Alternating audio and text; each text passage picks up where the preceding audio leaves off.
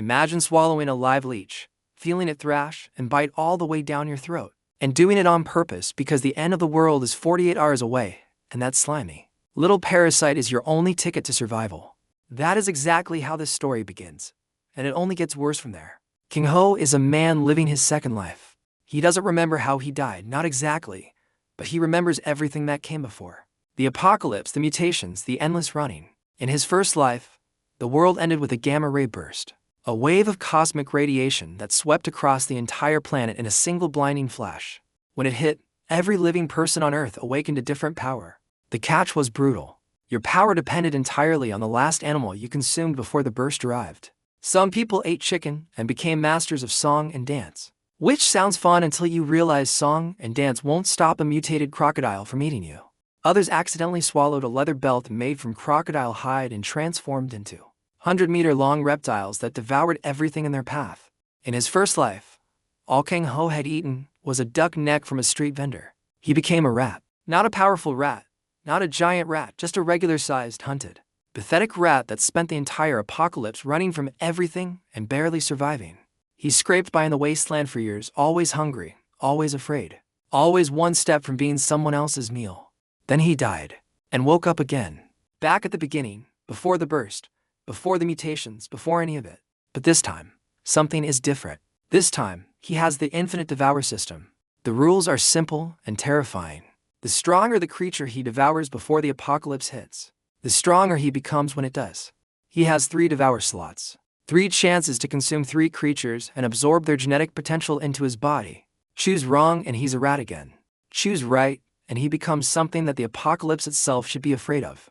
So the first thing Kang Ho does with a second chance at life is sprint to the nearest riverbank.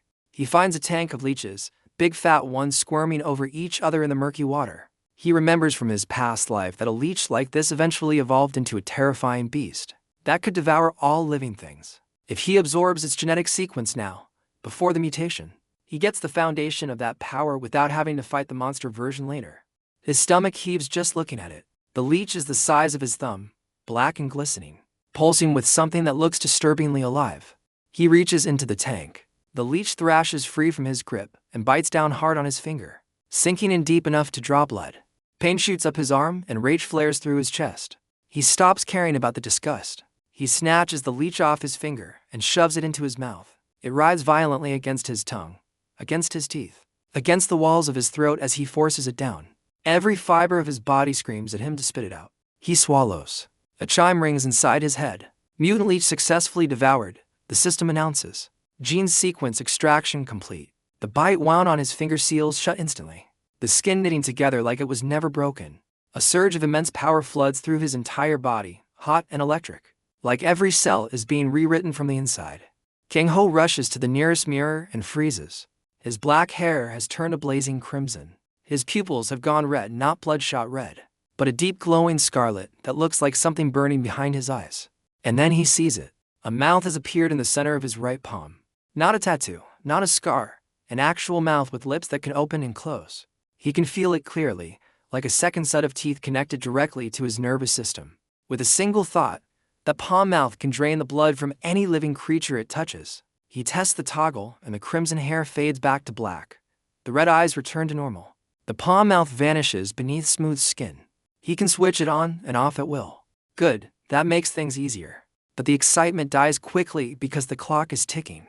Less than 2 days remain before the gamma-ray burst hits. He still has to devour slots left, and the next target is going to be much harder to reach than a leech in a tank. In his past life, Kang Ho remembers a local tycoon named Yeom Jin-guk who kept a rare electric eel in his private collection.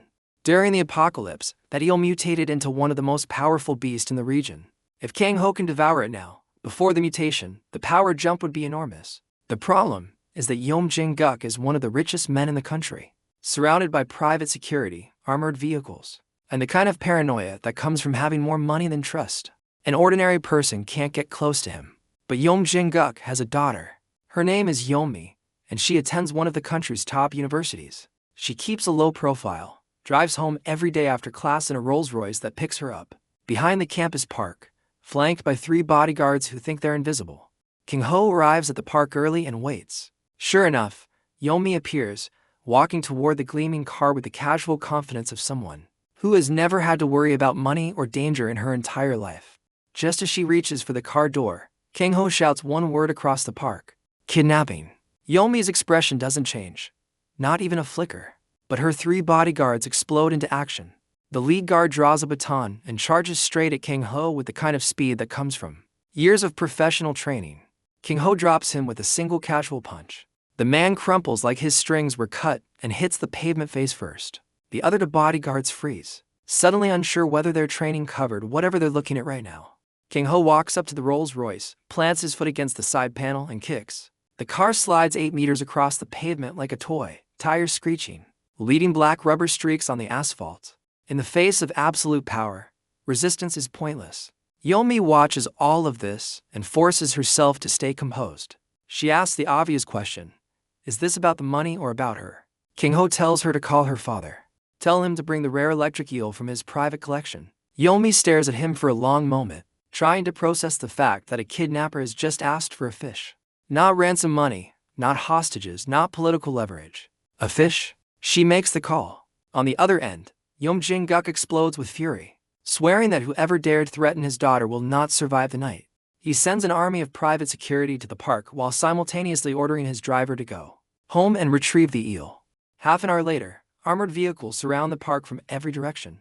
Yom Jin-guk steps out, tosses a briefcase across the distance, and watches with barely contained rage.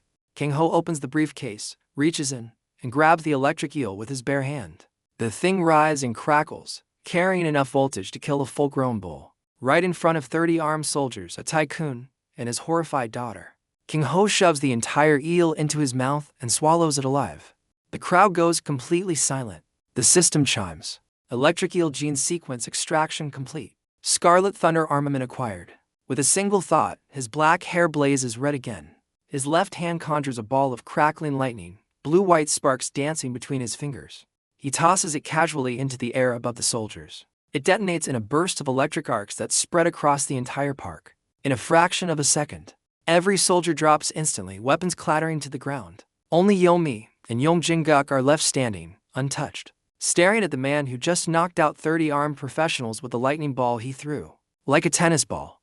Kang Ho glances back at the 2 of them, then vanishes into the night. Less than 24 hours remain before the apocalypse. He has 1 devour slot left. His final target is a falcon at the city zoo, one that has already begun to mutate ahead of schedule. By the time he arrives by cab, the falcon's feathers have hardened into jet black blades. It's using its beak to punch through the iron bars of its cage, each strike sending sparks flying. Kang Ho grabs the falcon by the throat and bites in. Mutant falcon successfully devoured, the system announces.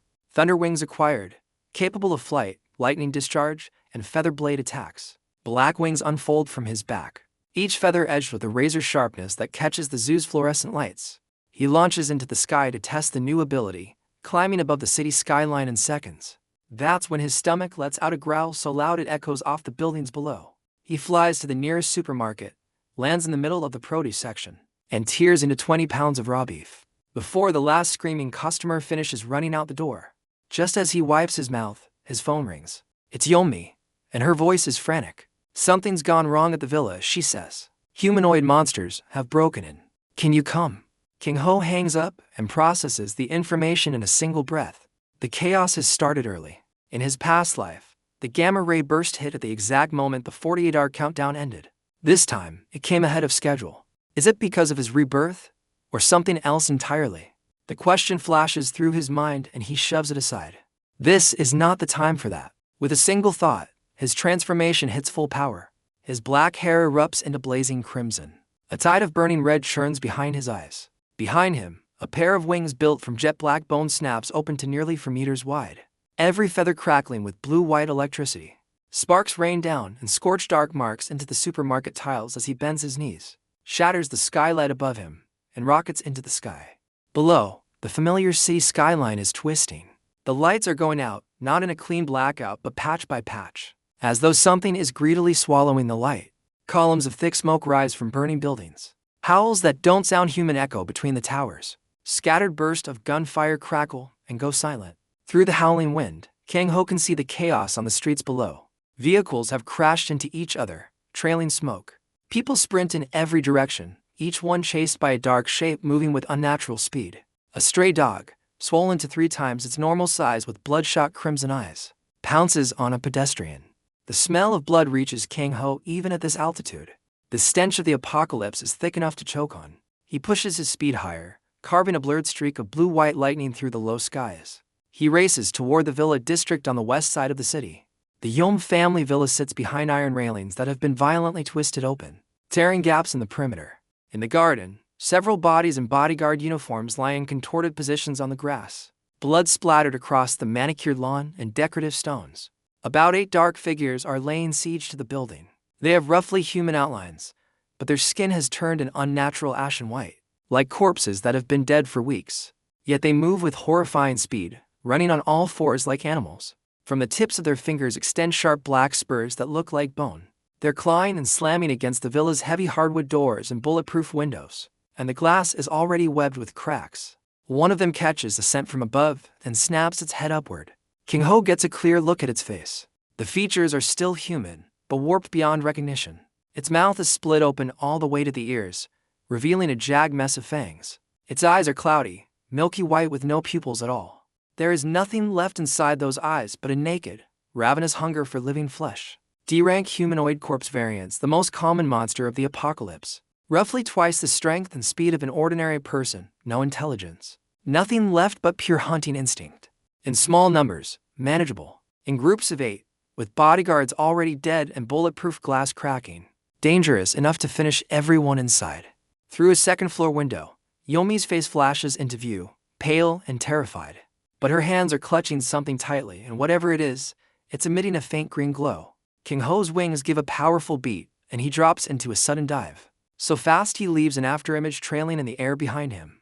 3 corpse variants below detect him at the same instant and leap upward with a shriek, swinging their bone claws at the sky. Kang Ho doesn't bother with lightning. He simply sweeps his thunder wings sideways in one savage horizontal slash. A teeth-grinding slicing sound fills the air. The first 2 corpse variants are cut into pieces while still airborne. Dark reeking blood and chunks of flesh raining down through the air. The third takes the sweep full in the chest, every bone shattering on impact, and it drops to the ground like a burst sack.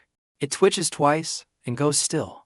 Kang Ho lands in front of the villa entrance with his wings folded but not fully retracted, spreading slightly open behind him. The arcing electricity lights up his crimson hair and glowing red eyes. His face, flecked with dark blood, makes him look like a demon god descended upon the earth. The remaining 4 corpse variants freeze for a brief moment, something in their base instincts recognizing a threat that dwarfs them entirely. Then the villa's front door cracks open from inside and a middle-aged bodyguard shouts for Kang Ho to get in. The sound of a live voice triggers the corpse variants like a switch. They roar and charge, targeting both Kang Ho and the bodyguard behind the door. Kang Ho thinks this is the perfect time to test the new equipment. He opens his right hand, palm facing forward, and activates the palm mouth. An invisible suction force erupts from the grotesque opening in his palm. The 2 corpse variants at the front shudder violently as every drop of blood in their bodies responds to a terrible summons. Countless tiny droplets burst through their ashen skin and form to thin streams that arc through the air and are sucked into the palm mouth with a sharp hiss. Both corpse variants shrivel at visible speed, their bodies collapsing inward like deflated balloons, and they crumple to the ground as dried husks. The last 2 corpse variants are already closing in, bone claws tearing through the air toward Kang Ho's face. He doesn't dodge. He raises his left arm and growls to words. Scarlet thunder armament. Blinding blue-white electricity erupts from his left arm and condenses into a solid gauntlet of pure lightning energy. Deep red in color, with thick currents of electricity coiling across its surface like serpents. He clenches his fist and drives it straight into the incoming bone claws. No technique, just pure force and energy crushing everything in its path. A sickening crack echoes across the courtyard. The bone claws and the arms behind them explode into dust on contact. The shockwave of the lightning-laced punch hammers through both corpse variants without slowing down. They fly backward faster than they charged forward, crash through to ornamental trees, and crumple in the distance like wet rags. Charred holes gape in each of their chest, edges still crackling with fading electricity. The survivors watching through the door crack and windows fall completely silent. The only sounds remaining are heavy, terrified breathing and the distant crackling of flames. Kang Ho shakes out his hand and the scarlet thunder armament dissolves into scattered sparks. The bodyguard who opened the door stands frozen like a statue until his training kicks back and he pulls the heavy door fully open. Inside the villa is a wreck. The luxurious interior is smashed, blood stains the marble floor, and two bodyguards lie dead near the entrance. 3 surviving guards huddle behind the stairs and furniture, hands trembling around their weapons. Yeom Jin-guk is leaning against a pillar in the living room, wrapping a gash on his arm with a strip torn from his shirt. His face is pale, but his eyes are steady. The eyes of a man who built an empire and isn't about to crumble now. When he sees Kang Ho walk through the door, crimson-haired and red-eyed with black lightning wings spread behind him, even Yeom Jin-guk's composure cracks for a second. His lips move, but no sound comes out. Yeomi comes running down from the second floor, her hair disheveled, her face even paler than it was at the window. In both hands she clutches a fist-sized translucent jade-green stone that radiates a soft green glow. The glow forms a dome of light roughly 2 meters across that envelops her completely. It looks fragile, like a soap bubble made of light, but that barrier held back several waves of corpse-variant assaults on the staircase. Kang Ho's gaze locks onto the jade stone, and a barely perceptible flicker passes through his red pupils. The B-rank jade barrier awakening catalyst exactly where he expected it to be. And because the apocalypse arrived early, it's already partially activated. This changes things. Yeom Jin-guk asked if the monsters outside are all dead. Kang Ho says yes, but this is only the beginning. He walks to the wide floor-to-ceiling window and looks out at the city, dark and screaming. Every living thing on the planet is mutating, he tells them. What they just saw were the lowest-tier corpse variants, the weakest of the weak. For stranger and far more powerful things are coming. The words land on the room like ice water. The last 3 surviving bodyguards go white. Yeom Jin-guk, a man who has navigated boardrooms and backroom deals for decades, takes a deep breath and forces himself calm. He asks what they should do now, because he understands clearly that money and connections mean nothing anymore. Strength is the only currency that matters in this new world. Kang Ho turns around, his red eyes faintly glowing in the dim interior. This place needs to become a base, he says. Not a hiding spot, not a temporary shelter. A base you can defend, hold, and strike from. He asks about the villa's defense capabilities, and Yeom Jin-guk runs through the list. Reinforced concrete with steel plate at critical points, custom bulletproof glass that barely held, an independent diesel generator, and a basement shelter with limited food and water. Kang Ho shakes his head. Not enough. Bulletproof glass can't hold against sustained pounding. The generator noise will attract monsters. And the shelter is a dead end. The plan is clear. Clear every monster from the villa district, build a defensive perimeter, gather supplies, and bring in reliable survivors.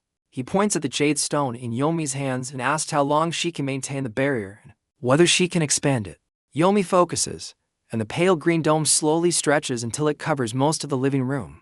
Cold sweat is already beating at her temples from the effort. Use it sparingly, Kang Ho tells her. Save it for when it truly matters. He tells Yeom Jin-guk to rest his injured arm. Then take inventory of everything usable in the villa: food, water, medicine, fuel, tools, weapons. Then he points at the bodyguard who opened the door, the one with the lightest injuries. What's your name? The bodyguard straightens up. Li Wu. Take your weapons and follow me, all 3 of you. Kang Ho says nothing more and walks straight out the front door. The jet black wings spread open once again, electricity crackling in the dark. Li Wu and the other 2 bodyguards exchange a glance, seeing fear in each other's eyes but something deeper underneath it. The will to survive. They grab the weapons scattered on the floor, handguns and shotguns mostly, and follow the figure that looks equal parts demon and savior into the blood-soaked night. Outside the villa, the smell of blood is even thicker. Kang Ho stands in the courtyard, red eyes faintly luminous in the darkness, tilting his head slightly to pick up sounds on the wind. Screeching, chewing, the furtive scrape of something crawling through bushes. He gives his first tactical order. To behind the bushes on the left, Li Wu, take care of them. Li Wu shudders, but he raises the shotgun and signals the other 2 with his eyes. They're professional bodyguards, and with weapons in hand, their training takes over. They advance on the bushes in a triangle formation. 2 smaller corpse variants burst out, and gunshots crack through the still night. The first shot misses, the second blows apart a shoulder, but doesn't drop the variant. Kang Ho snaps one word. Head. Li Wu adjusts instantly, fires at point-blank range into the corpse variant's face, and it drops. The second is riddled with bullets by the other 2 bodyguards. Kang Ho watches and says nothing, but notes the system notification. Assisted kill, rewards halved, but something is better than nothing. He needs to accumulate evolution points fast. Over the next hour, Kang Ho leads the 3 bodyguards in a bloody sweep of the area surrounding the villa. More corpse variants, mutated cats and dogs. Even a grotesque fish that crawled out of a swimming pool covered in pustules and writhing tentacles. Kang Ho hangs back for most of it. letting the bodyguards build their courage and coordination, while he steps in only at critical moments. The palm mouth drains weaker creatures from a distance, converting their blood into a steady stream of evolution points. By the time they reach a neighboring villa, the 3 bodyguards have gone from trembling to functional to actively coordinating well enough to handle isolated corpse variants on their own. They hear a faint cry for help from an underground garage. A middle-aged couple and a teenage boy are huddled inside an SUV while 3 corpse variants pound on the windows, the glass about to give. Kang Ho casually flicks 3 thunderwing feathers that pierce clean through all 3 variants' skulls with surgical precision. As the sweep expands, more survivors are found hiding in garages and storage rooms and brought back to the villa. By the time Kang Ho returns, nearly 20 people have gathered in the living room, every face etched with panic. But when they see his terrifying appearance and the armed bodyguards behind him, the panic turns to something else. Not calm exactly, but the kind of silence that comes from realizing the scariest thing in the room is on your side. Yeom Jin-guk has already done the inventory. Enough food for 30 people for about 2 weeks if rationed carefully. An independent deep well and purification system for water. Basic medical supplies, a diesel generator with half a tank, several vehicles with gasoline, and modified hunting rifles hidden in the shelter. Nowhere near enough, but better than most survivors will have. Kang Ho issues orders with the kind of cold authority that doesn't leave room for questions. Power goes to perimeter security, and lighting first. Food is managed centrally and rationed. Every container that can hold water gets filled from the well, and all medicine goes to whoever has medical knowledge. Li Wu and the bodyguards are named security team leaders, responsible for perimeter watch and internal patrols. When Yomi asks weakly if they're safe now, Kang Ho walks to the window and stares out at the darkness filled with howls and distant flames. "This is just a ripple before the storm," he says. "The real darkness hasn't fully arrived yet." He looks across the living room at the frightened faces. "This place is only a temporary shelter," he tells them. Starting tomorrow, they organize teams to gather supplies, especially weapons, medicine, and fuel. They need to build stronger fortifications. If they want to survive, hiding and being afraid won't be enough. Some faces show fear, but in more eyes than not, a faint flicker of hope ignites. At least there's someone strong here. At least there's a plan that sounds real.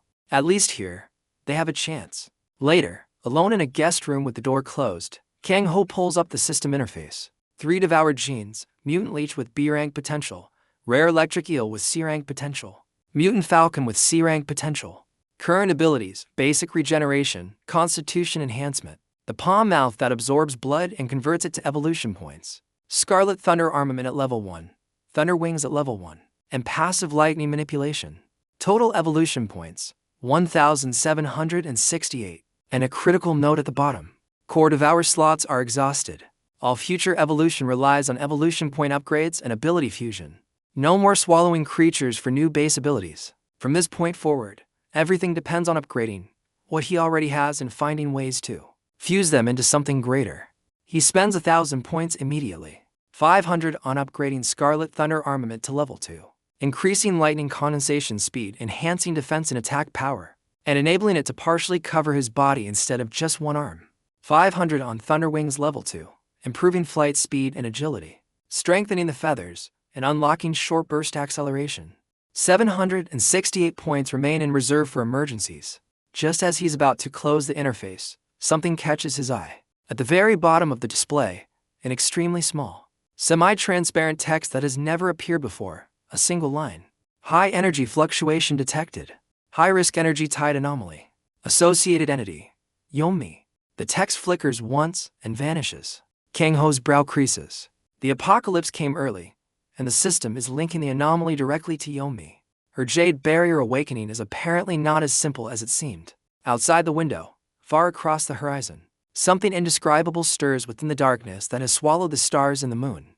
Somewhere in the city, a mutated cockroach the size of a millstone crawls across a shattered shop window, its shell gleaming with metallic sheen. From the sewers below comes a skin-crawling chorus of countless things skittering in the dark. In the morgue of a hospital somewhere, a cold metal drawer is slowly pushed open from the inside. The first night of the apocalypse has only just begun. Hours pass in the villa district like cold syrup. Inside the Yom family villa, only a few emergency lights run on the diesel generator, casting a dim yellowish glow that barely holds back a small patch of the surrounding dark. Over 20 people sit or lie crammed into the living room and adjoining rooms. No one sleeps soundly. Every distant howl, Every gust of wind pushing through a broken window frame sets off a ripple of quick and breathing throughout the house. King Ho sits cross-legged on the floor of an empty bedroom on the second floor, his crimson hair and red eyes retracted back to his normal black-haired appearance. He's not sleeping. Most of his awareness has sunk inward, guiding the warm current inside him, a blend of the leech, the eel, and the falcon's gene energies along some deep instinctual circuit. With each cycle he can feel the faint growth of power and a more refined sense of control over his abilities. The palm mouth lies dormant, but its thirst for blood persists like background noise that never fully quiets. Then, without warning, a bone-deep sense of being watched cuts through his concentration. Not through sound or smell, something more primal. A cold malice brushing the edge of his perception, partly from the falcon gene's razor instincts and partly from the system's silent alert to high-energy life forms nearby. His eyes snap open, and he's at the window in the same heartbeat, silent as a ghost. Peering through a gap in the torn curtain, the shadows among the bushes outside have grown heavier than before, and there's a faint bloody smell in the air, different from the rot of corpse variants. Something wet and thick with mud, carrying a cold, patient cunning that the mindless corpse variants never had. From below comes the faintest sound of something hard scraping against the outer wall. King Ho flicks his right hand and a thin arc of electricity flies across the villa, hitting an empty metal bucket on the first floor with pinpoint accuracy. The loud clang jolts every survivor awake. Li Wu and the guards on duty leap to their feet. Weapons ready, Kang Ho calls down. Something has come in. Before the words fully settle, the kitchen window that was already cracked from the earlier assault blows apart completely.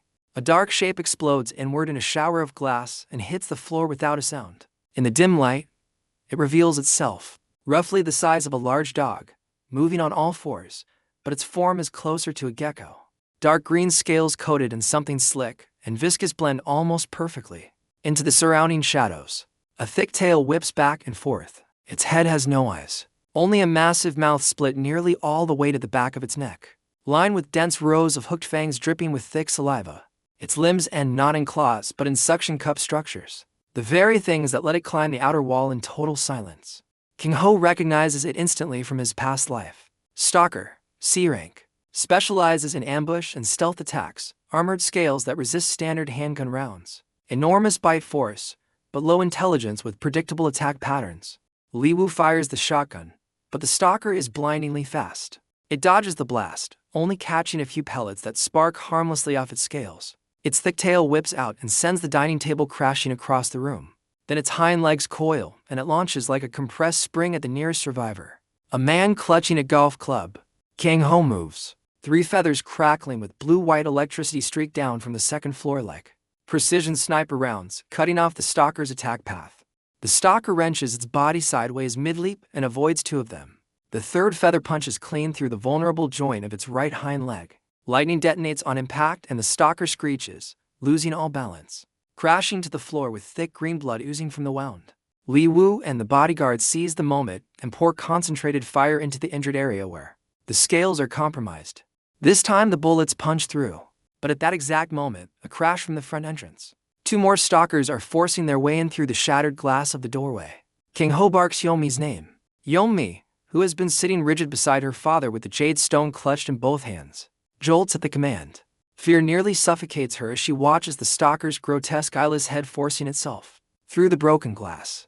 But survival instinct and Kang Ho's cold authority override the terror. She clenches her jaw and pours every scrap of focus into the jade stone. A soft jade-green glow explodes outward, forming a translucent barrier that seals off the front entrance.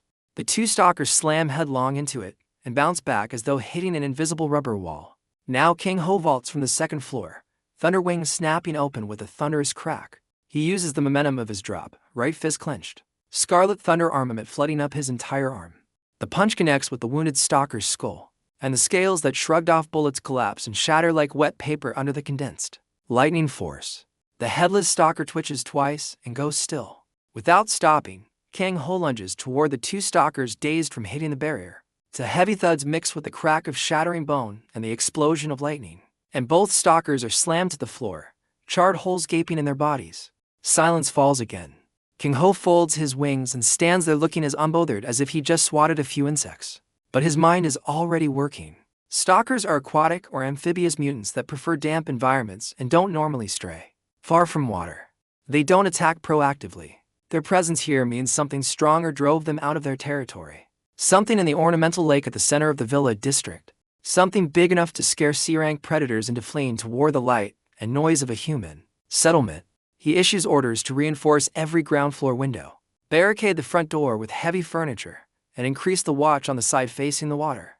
At first light, they head for the lake. Dawn comes gray and leaden.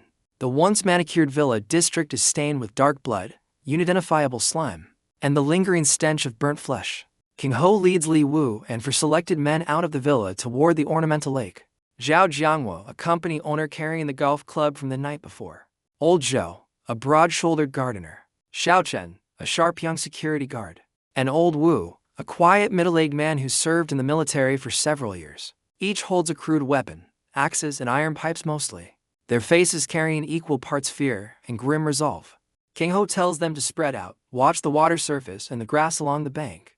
Then the lake erupts. A chain of massive bubbles burst from the center, followed by a thunderous splash. A tentacle as thick as a barrel, coated in dark green slime, rips out of the water and cracks through the air like a massive whip aimed straight at the bank. Where they stand, the tentacle is nearly 8 meters long, and its tip doesn't end in a sucker, but splits open like a flower, revealing a dense spiral of razor-sharp bone spines inside. Kang Ho doesn't step back. Behind him are 5 ordinary people barely holding together, and he needs to crush this thing head-on to establish absolute authority. His right arm encases itself in the deep red scarlet thunder armament, and he drives his lightning-wrapped fist directly into the spiked tentacle. The collision cracks the ground beneath his feet and blasts the tentacle upward. Bone spine petals at the tip shattering on impact. Dark green blood and slime splatter across the grass, hissing as they eat into the ground. But the fight is far from over. 3 more tentacles of the same size burst from different directions, one sweeping low at his legs, to converging from left and right. The coordination is precise, every escape route sealed. And in the churning center of the lake, a massive shadow is rising fast. B-rank. A flicker of excitement passes through Kang Ho's red eyes. No wonder it drove an entire group of C-rank stalkers from their home. His thunder wings crash open, and he rockets straight up, clearing the 3 tentacles' stranglehold. In midair, he opens his right hand and a lightning spear 2 meters long materializes in his grip, blazing with blinding electricity. He hurls it with full force toward the massive shadow rising from the lake center. The spear tears through the air with a sharp thunderclap and drives straight toward the lake's heart. Just as it's about to connect, the surface of the lake explodes. A colossal creature reveals itself, something nearly impossible to describe. It resembles a dark green fleshy mass scaled up beyond all reason, over 4 meters across, covered in weeping pores that ooze thick slime. No eyes, only a massive mouth ringed with rows of jagged teeth. 8 terrible tentacles thrash around its body. Kang Ho identifies it from his past life. Abomination tumor, tenacious vitality, extreme tentacle strength, neurotoxin, and corrosive slime. Specializes in ambush. Weaknesses, fire, intense energy strikes, and its core, the central brain cluster hidden deep inside the mass. The lightning spear hits dead on, and a burst of electricity detonates on impact, charring a crater into the creature's surface. But the wound is already straining to close. Simultaneously, one tentacle drives toward Kang Ho from a different angle while to more sweep along the ground, targeted directly at Li Wu and the others on the bank who are frozen with terror. Kang Ho shouts for them to scatter, but the tentacles have already cut off every escape route. Then a jade-green barrier surges up in front of the team, thin but stubbornly tough. Both tentacles slam into it, and the barrier ripples violently, cracks appearing along its edges. But it holds. It's Yomi. She followed them out without anyone noticing and is crouched behind a tree, face white as paper, both hands locked around the jade stone. A trace of blood seeps from the corner of her mouth. She's pushed far past her limit. Kang Ho's eyes flash. Yomi's barrier can't hold much longer, and this creature's regeneration is too fast. He needs to end it now. He stops conserving power entirely. Thunder wings burst to full force, his body carving a lightning trace zigzag through the air, punching through the blocking tentacles in an instant. He dives directly toward the abomination tumor's wide-open, tooth-lined maw. All 8 tentacles curl back, frantically trying to shield its head, and the massive mouth spews a torrent of dark green venom, reeking and corrosive. Scarlet thunder armament full release. Deep red lightning energy erupts from every part of Kang Ho's body, forming a full body armor with a fierce lightning visor covering even his face. The venom splashes against the armored lightning and is deflected instantly, unable to penetrate a single millimeter. Kang Ho accelerates. He ignores the tentacles wrapping around him and the unrelenting spray of venom. He drives himself like a human lightning missile straight into the abomination tumor's gaping maw. The people on the bank cry out his name. The creature's massive body begins to convulse, all 8 tentacles thrashing wildly. From deep inside come muffled detonations like rolling thunder, and the horrible sound of something being torn apart and burned from within. Dark green and deep red light burst from the creature's pores and mouth without stopping. The abomination tumor screams in agony, its movements growing frantic, then weaker. Then a massive detonation from inside. The enormous fleshy body is blown apart from within by savage lightning force. Slime and severed tentacle segments fly in every direction, staining the entire lake bank dark green. In the center of the lake, the spray settles. A figure wrapped in deep red lightning rises slowly from the water. Black thunder wings spread behind it. Kang Ho's armored form is covered in reeking slime and shredded flesh, but pulsing with power, completely undamaged. In his right hand rests an irregular translucent crystal, dark green and deep red energy swirling slowly inside. B-rank mutant abomination tumor eliminated. The system chimes. 300 evolution points acquired. Kang Ho lands on the bank and retracts everything. He gives Yomi a slight nod and to words, "Well done." She manages a weak smile before nearly collapsing. Li Wu and the others stare at Kang Ho with the eyes of people looking at something divine. The image of a man diving voluntarily into a monster's mouth and destroying it from the inside is simply too much to process. But Kang Ho is already looking past them at the lake, still dark and murky. The abomination tumor is dead, but the contamination isn't fully cleared. He takes Li Wu and Old Wu to the small island in the center of the lake, flying them across with his wings. In the pavilion, among scattered backpacks and phones and a single woman's high heel, they find a hole in the floor about 1 meter across with no visible bottom. The edges are smooth, as though dissolved rather than dug, and the stone around the rim has turned an unnatural dark purple. The sickly sweet rot smell is emanating from here. From deep within comes an extremely faint energy pulse. Not a life force signature, but a residue of pure energy carrying a strong taint of corruption and distortion. Kang Ho thinks of the system's warning about the high-risk energy tide anomaly. This is beyond what they can handle right now. He condenses several lightning spears and drives them into the earth around the hole's edge, detonating them to collapse the ground and bury the strange opening. For now, back at the villa, Kang Ho goes alone to the rooftop terrace and takes out the abomination tumor's core crystal. The system detects it immediately, confirming it contains life energy, mutant toxin, and a faint high-risk contamination trait. He chooses to extract the rapid regeneration and acid resistance trait fragments, permanently enhancing his constitution. Evolution points can be earned again later. Traits that permanently upgrade the body are far rarer. To warm currents sink into his body, one carrying surging vitality, the other a faint coolness and toughness. His basic regeneration strengthens, and across his skin a passive resistance to acidic substances settles in like armor. Beneath the surface, then his ears twitch. A rhythmic sound from the direction of the distant city, neither wind nor monster howl. Engine roar, not one vehicle, but many, mixed with the deep, heavy rumble of tracks grinding over pavement. Military vehicles, and no scattered band of survivors could field equipment like this. Kang Ho walks to the edge of the terrace and watches columns of dust rise from the city's direction, moving steadily toward the villa district. The quiet days of scavenging are over ahead of schedule. He spends the remaining evolution points onto critical upgrades. 500 points push Scarlet Thunder armament to level 3, and the leap is dramatic. The lightning gauntlet can now cover his entire body in a dense solid energy armor. Thick currents of electricity coiling across every surface. A fierce lightning visor covering even his face with only his crimson eyes exposed. Combined with the blood-draining palm mouth, his sustained combat capacity and recovery will be transformed. 500 more points push Thunder Wings to level 3, increasing range, improving feather strength, and unlocking capabilities that weren't possible at lower levels. A surge of power far greater than anything before rushes through him. He has reached the peak of B rank, brushing the threshold of a rank. He retracts everything and returns to his ordinary appearance. But the power behind it is unmistakably different now. As the convoy draws closer, Kang Ho comes downstairs to the living room where every surviving face turns toward him instinctively. A convoy is approaching, he says. Large numbers, heavy weapons. Everyone to the second floor and above. Solid rooms, out of sight, not a sound until he gives the order.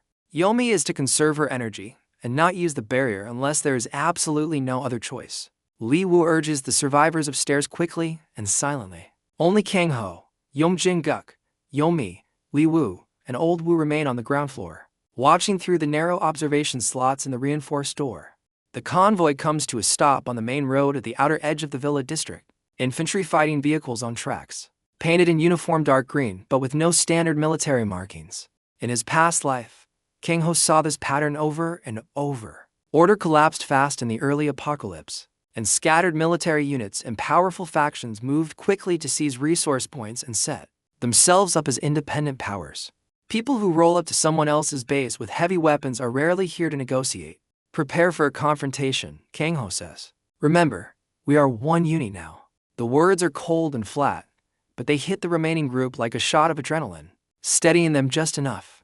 Kang Ho looks through the observation slot at the lead vehicle's hatch opening slowly. Whatever is about to step out of that vehicle, whether it's a military commander looking to commandeer the villa or an awakened faction leader looking to take it by force, they're about to discover something they didn't plan for.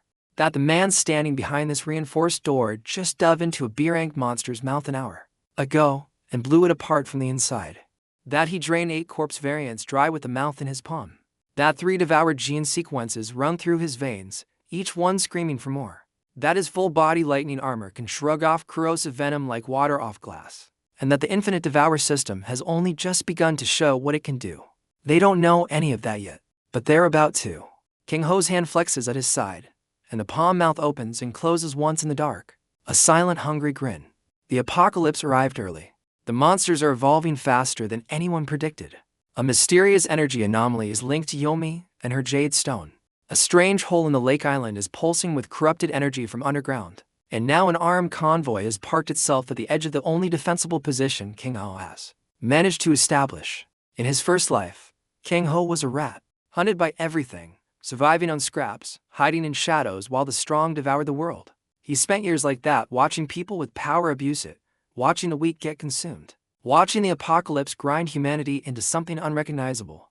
He knows exactly what happens when you're powerless in a world that rewards strength above all else. He also knows what happens when you have power and don't use it fast enough. The same thing, just slower. That's why he swallowed a leech that was biting his finger. That's why he walked into a park and kicked a Rolls-Royce 8 meters across the pavement to get an electric eel. That's why he grabbed a mutating falcon by the throat and bit into it while it was trying to claw its way out of a steel cage. Every disgusting, terrifying, insane choice he made in those 48 hours before the burst hit was calculated, because Kang Ho learned the hardest lesson the first time round. In the apocalypse, hesitation is extinction, and he will never be a rat again. Now he sits in a wrecked luxury villa, surrounded by 20 terrified survivors who look at him like he's either their salvation or their next nightmare. A tycoon and his daughter are depending on him because their money became worthless the moment the sky changed color. 3 bodyguards who spent their careers protecting rich people are now learning to fight creatures that bullets barely scratch. A gardener, a security guard, and a military veteran picked up axes and iron pipes this morning and followed a man with lightning wings into a fight with an aquatic horror because the alternative was sitting in the dark and waiting to be eaten. And Yomi, pale and trembling, pushed her jade barrier past its limits to save people she barely knew. Because when Kang Ho shouted her name, she answered. None of them asked for this. Neither did Kang Ho. But the apocalypse doesn't send invitations. It just arrives, and you either fight or you become food. The villa district is mostly cleared now, at least of the threats they can see. The stalkers are dead, the abomination tumor is blown to pieces. The corpse variants around the perimeter have been swept away. But Kang Ho knows better than anyone that clear doesn't mean safe. It means the current predators are gone, which creates a vacuum that new predators will rush to fill.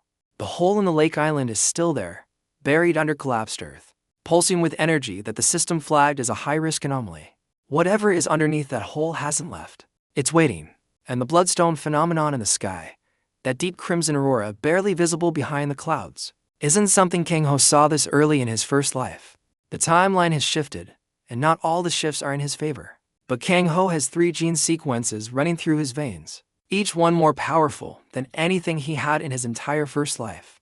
The leech gave him the palm mouth, a grotesque, endlessly hungry ability that turns enemy blood into fuel for his own evolution. The eel gave him the scarlet thunder armament, a weapon and a shield in one. Pure lightning condensed into armor that gets stronger with every upgrade. The falcon gave him thunder wings, flight and razor-sharp feathers, and speed that leaves after images burn into the air. Together they make him something that doesn't fit any of the apocalypse's standard monster categories. Not quite human, not quite beast, not quite anything anyone has seen before. A predator built from 3 different predators, held together by a system that has no upper limit. And the system keeps whispering that ability fusion is coming. That's somewhere beyond the individual upgrades. There's a way to combine everything he has into something entirely new. Something that hasn't existed in this world or the last one. Kang Ho doesn't know what that will look like yet, but he can feel it building. A pressure in his chest, a heat in his blood. A hunger in the palm mouth that goes beyond blood and reaches for something deeper. For now, though, the immediate problem is the convoy parked outside his perimeter. And the fact that the first night of the apocalypse hasn't even finished yet. In the living room, the emergency lights cast long shadows across nervous faces. Li Wu grips his shotgun with steady hands. His fear from 12 hours ago replaced by the kind of grim focus that only comes from surviving. Things that should have killed you. Old Wu stands beside him, saying nothing. Watching the observation slot with the calm patience of a man who spent years in the military. Learning that the worst part of any fight is the waiting. Yong Guk holds his tablet in one hand and his daughter's wrist in the other. His face telling everyone in the room that whatever happens next, he will not be the one to break. And Yomi clutches the jade stone against her chest. Its green glow dimmer than before, but still alive, still warm, still pulsing with an energy that the system called anomalous. She doesn't understand what she's holding yet. Kang Ho does. Or at least, he understands enough to know that the jade stone isn't just a defensive tool. It's connected to whatever caused the apocalypse to arrive early. Connected to the energy pulse beneath the lake island. Connected to the bloodstone phenomenon staining the sky. And connected in a way the system hasn't fully revealed to Yomi herself. That connection is either going to save them or bring something down on their heads that makes the abomination tumor look like a warm-up. Kang Ho doesn't share this thought with anyone. Not yet. Because right now, in this moment, what the 20 people in this villa need is not more fear. They need the man with lightning wings and crimson eyes to stand at the door and tell them he's got it handled. So that's what he does. He stands at the reinforced door, one hand resting on the barricade, palm mouth hidden beneath smooth skin, and watches the convoy through the narrow slot. His crimson hair and red eyes are retracted. He looks like an ordinary young man in dirty clothes. But beneath the surface, 3 gene sequences coil and pulse with power that's doubled since this morning. Level 3 Scarlet Thunder armament can cover his entire body in an instant. Level 3 Thunder Wings can carry him across the district in a single heartbeat. The palm mouth can drain a living creature dry in seconds. And 1,068 evolution points sit in reserve, waiting to be spent the moment the situation demands it. Kang Ho has been in this exact position before. Outnumbered, outgunned, staring down a threat that would overwhelm anyone with less power or less knowledge. In his first life, he would have run. Because that's what rats do. In this life, he doesn't run. He devours. The hatch on the lead vehicle swings open. A boot hits the pavement. Kang Ho's palm mouth twitches once beneath his skin, sensing fresh blood. The apocalypse is less than 24 hours old, and the world has already split into those who hide and those who hunt. Kang Ho has done both. He knows which one keeps you alive. He knows which one keeps everyone around you alive. And he knows that the only real difference between a monster and a protector is where you point your teeth. He swallowed a leech, an eel, and a falcon to make sure his teeth were sharp enough. He dove into the mouth of a beer anchor and blew it apart from the inside to make sure his armor was strong enough. He drained corpse variants dry with his bare palm to make sure his hunger served a purpose. Everything he's done since waking up in the second life has been aimed at one thing: never being powerless again. Not for himself. Because a man who only protects himself isn't much different from the rat he used to be. For them. For Li Wu, who fired a shotgun at a nightmare and didn't run. For old Wu, who picked up an iron pipe and followed a stranger into darkness. For Zhao Jianhuo, who brought a golf club to a monster fight because it was the only weapon he could find. For the gardener who's never held anything sharper than pruning shears and stood his ground anyway. For the family of 3 who were trapped in an SUV waiting to die and are now eating porridge in a living room with working lights. For Guk, who watched his world collapse in real time and chose to make inventory list instead of curling into a ball. For Yomi, who pushed her power past its breaking point to shield people she barely knew. Because someone she barely knew told her she could. The convoy's engines idle outside the perimeter. The sky is dark with something that isn't clouds. The lake is contaminated. The hole in the island floor is buried but not gone. And somewhere in the system's hidden displays, a line of text connects Yomi to an anomaly that might be bigger than the apocalypse itself. Kang Ho breathes in once, deep and steady. The air tastes like blood, smoke, and ozone. The familiar cocktail of a world that's ending and rebuilding itself at the same time. He has tasted this before. in a life where he could do nothing about it. This time, the taste is the same, but he is not. 48 hours ago he was nobody. A reborn man with memories of failure and a stomach full of leech. Now he has 3 gene sequences, a full-body lightning armor, wings that crack the sky, a palm that drinks blood, and an entire villa full of people who will follow him into the dark. Because he's the only reason any of them are still breathing. He's not a rat anymore. He's whatever comes after a rat that swallows a leech, an eel, and a falcon and decides it will never run again. The system doesn't have a name for that yet, but it will. Kang Ho flexes his fingers once, feeling the palm mouth stir beneath his skin like a heartbeat. He reaches for the reinforced door's barricade with one hand. Behind him, Li Wu chambers around. Old Wu shifts his weight forward. Yom Jin-guk sets down his tablet and stands. Yomi's jade stone flickers with a pulse of green light. Kang Ho slides the barricade aside with a single smooth motion. The door opens. The morning light, gray and poison, spills across his face. And somewhere in the back of his mind, the Infinite Devour System hums with a quiet, bottomless hunger. Not for survival. Not for revenge. For evolution. Because the apocalypse isn't just an ending. It's a selection process. And Kang Ho has already decided which side of the selection he's on. Not the side that gets consumed. The side that does the consuming. The first night of the apocalypse is over. The sun, if you can call the sickly gray light filtering through mutated clouds a sun, is rising over a world that will never look the same. In the Villa District, 23 survivors are alive because a man swallowed a leech 48 hours ago and refused to be weak ever again. The bodyguards who were shaking last night are standing watch with loaded weapons and steady hands. The man with the golf club has graduated to an axe. The gardener can identify 3 types of mutated creatures by their smell alone. And Yomi is sitting in a corner, quietly practicing, expanding and contracting her jade barrier a few centimeters at a time, learning its limits the hard way. The villa is not a fortress yet, but it's no longer just a house. It's a base with cleared perimeter zones, reinforced ground floor windows, centralized supplies, a water source, and armed guards rotating through 3 shifts.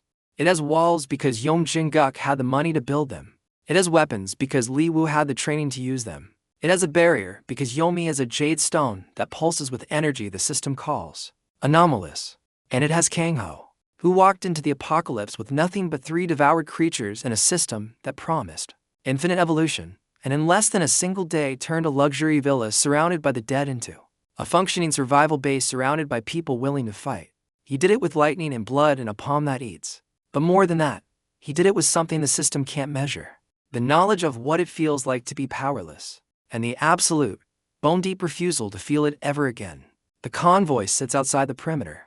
The door is open, and Kang Ho steps through it, not as a rat fleeing from the light, not as a monster hunting in the dark, as something between the two, something this world has never seen before, something that started with a leech forced down a gagging throat and evolved through an electric eel swallowed whole in front of 30 armed soldiers, something that grew wings in a zoo cage and erupted through a supermarket skylight. Something that dove willingly into the mouth of a horror and tore it apart from the inside. Something that drained the blood from corpses with a palm that shouldn't exist and used it to upgrade itself between battles. Something that smells like ozone and iron and the sharp electric tang of a lightning strike on wet ground. Something that looks to the people behind him like the only reason they survived the night, and to the people in the convoy ahead of him like the worst possible surprise. Kang Ho's crimson hair flares. His red eyes catch the poison morning light. The thunder wings shift beneath his jacket like living things testing the air. The palm mouth pulses once against his skin. Hungry. Always hungry. In his first life, the world ate him alive. In this life, Kang Ho eats back. That is the fundamental difference between who he was and who he is now. Not the lightning, not the wings, not the armor that can shrug off venom and bullets alike. The decision. Made at a riverbank, staring at a leech. Knowing the apocalypse was coming and choosing to swallow the most disgusting thing he'd ever touched because the alternative was being a rat again. Every moment since that swallow has been a consequence of that choice. Every evolution point, every ability upgrade, every creature drained, every battle fought. All of it started with a decision to stop running and start devouring. The Infinite Devour System didn't make Kang Ho strong. It gave him a tool. The strength came from the man who held a writhing leech in his fingers, felt it bite, tasted blood, and shoved it into his mouth anyway. Because he remembered what weakness cost, and he decided the cost was too high to pay twice. The convoy's lead vehicle sits 50 meters away. A figure is stepping out, boots hitting pavement. posture radiating the kind of authority that comes from heavy weapons, and the willingness to use them. Behind Kang Ho, the villa is quiet.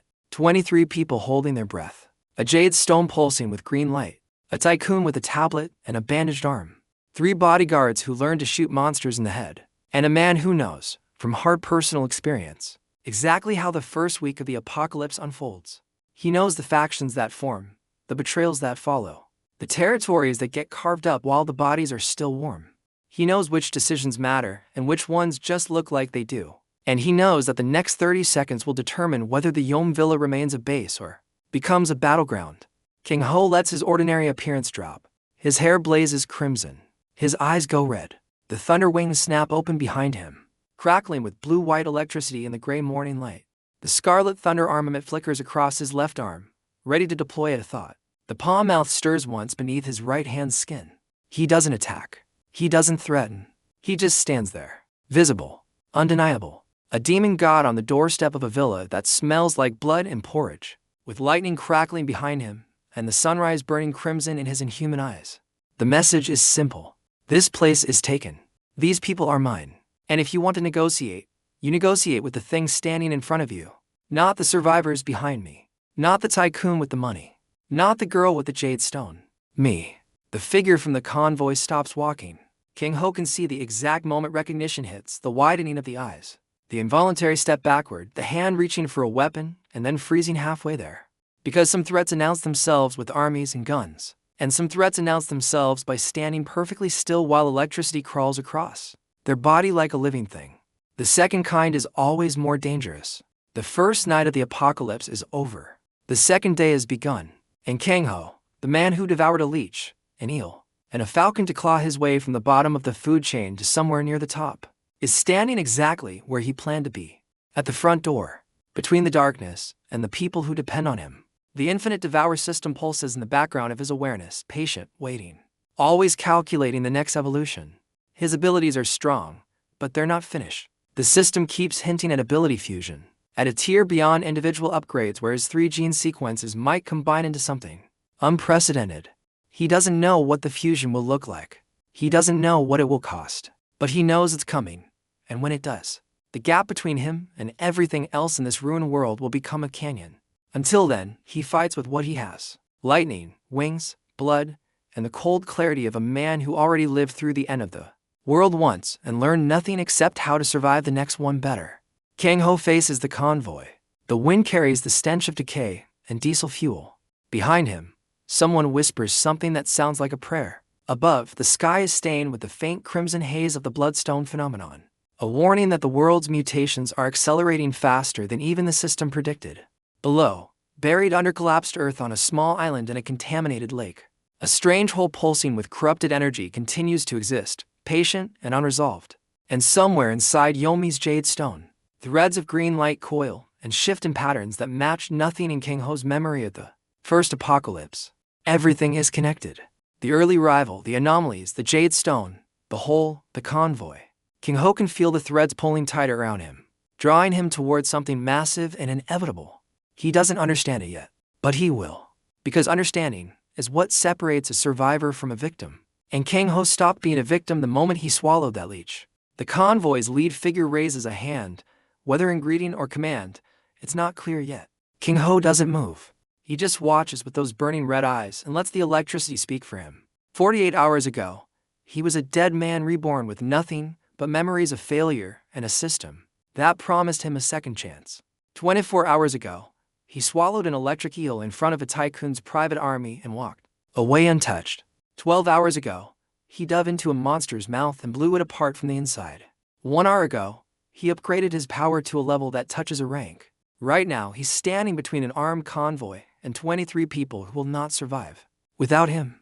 And the only question left is the one the apocalypse asked everyone, sooner or later. What are you willing to swallow to survive? Kang Ho already gave his answer. A leech, an eel, and a falcon. His palm, his wings, and his lightning. Whatever comes next, he'll swallow that too. Because the Infinite Devour System doesn't have a ceiling. And neither does the man who carries it. The world ended. The monsters came. The strong rose, and the weak fell. And in the middle of it all, a man who used to be a rat decided that this time, the rat bites back. The first day of the new world belongs to the survivors. The villa is standing. The people inside are breathing. The base is built. The perimeter is held. But the game is just beginning. Because somewhere in the darkness beyond the villa district, beyond the contaminated lake and the buried hole and the bloodstone sky, new monsters are being born. Bigger, smarter, hungrier. And somewhere in the system's hidden calculations, ability fusion is approaching its activation threshold. When it arrives, Kang Ho won't just be B rank or rank. He'll be something the ranking system doesn't have a letter for. Something that the apocalypse created but never intended. A predator at the top of a food chain that is still being built. The convoy figure's hand lowers. The standoff stretches. Kang Ho lets it. Patience is a luxury that only the strong can afford. And right now, standing in the doorway with lightning wings spread and crimson eyes burning, Kang Ho is the strongest thing on this street.